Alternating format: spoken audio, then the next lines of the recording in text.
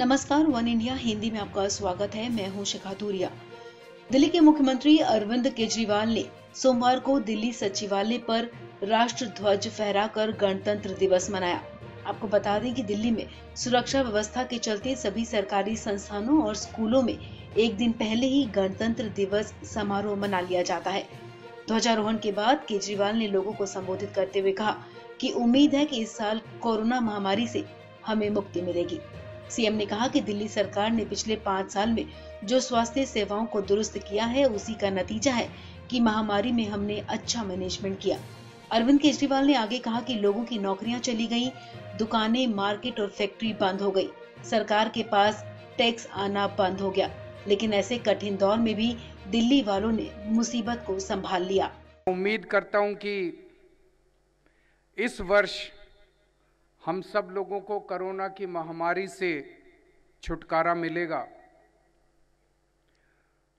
पिछला 1 साल बहुत मुश्किल रहा सबके लिए, लोगों के लिए, सरकारों के लिए।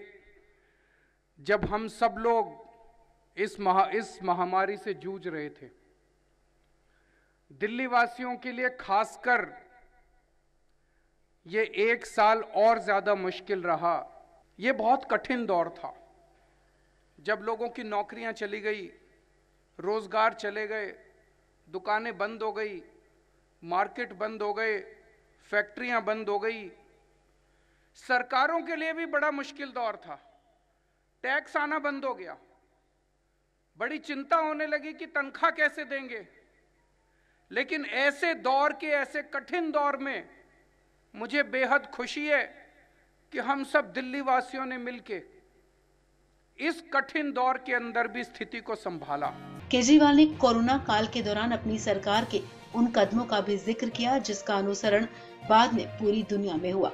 उन्होंने कहा कि दुनिया में सबसे पहले होम आइसोलेशन की शुरुआत दिल्ली में की गई।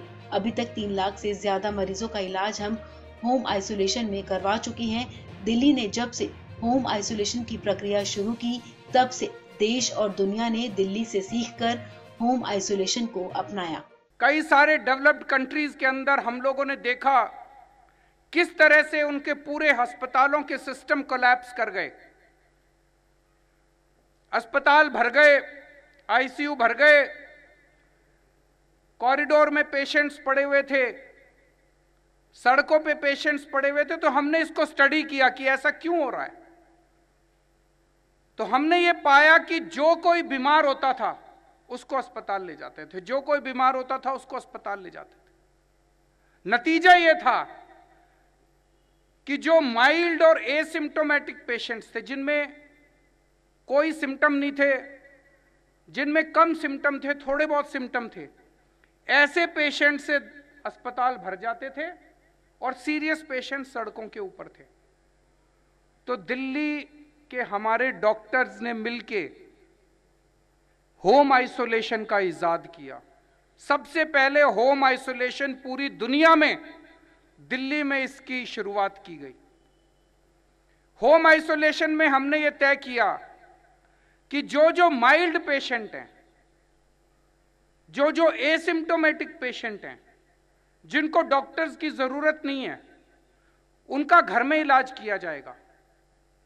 हमारे डॉक्टर्स की टीम उनके घर जाती थी, उनको एक किट दे के आती थी। सबसे पहले दिन जैसी उनकी टेस्ट रिपोर्ट आती है, टेस्ट रिपोर्ट आने के अगले दिन हमारे दिल्ली सरकार के डॉक्टर्स की टीम उनके घर जाती है, उनको किट दे के आती है, सारा सामान दे के आती है, सारा समझा के आती है, उनको एक ऑक्सीमीटर दे के आती है। पूरी दुनिया में यह पहली बार हुआ कि जितने बीमार पेशेंट होम आइसोलेशन में, उनके घर एक ऑक्सीमीटर दे दिया जाता है। और फिर डेली सुबह शाम एक डॉक्टर उन पेशेंट्स को फोन करके पूछता है, भाई साहब ठीक ठाक हैं, कोई तकलीफ तो नहीं है, ऑक्सीजन नापो, कितनी आई ऑक्सीजन। अगर उसकी ऑक्सीजन कम हो तो तुरंत एम्बुलेंस भेज के उसको अस्पताल के अंदर शिफ्ट कर दिया जाता है।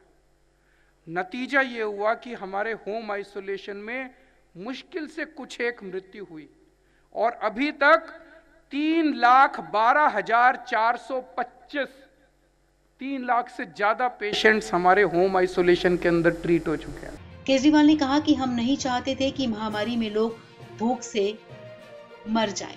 ऑटो टैक्सी सब चलना बंद हो गया। ड्राइवर्स के खाते में 5-5 हजार रुपए जमा कराए गए।